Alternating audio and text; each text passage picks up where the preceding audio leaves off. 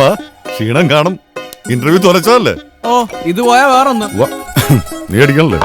ഈ കൂതർ റമ്മല്ലേ എനിക്ക് വേണ്ട. എന്താടാ റമ്മിനോട് എത്ര പുച്ഛം? എനിക്കൊരു പുച്ഛം ഇല്ലായേ.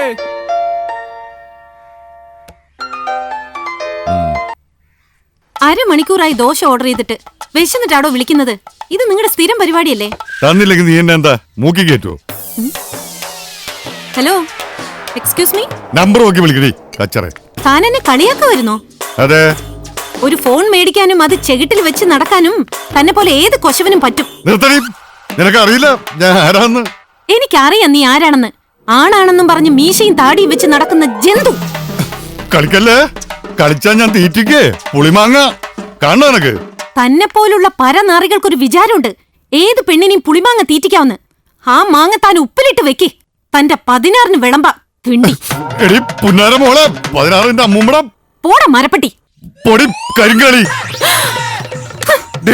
വെച്ചിട്ട് പോകാതെ പുല്ല.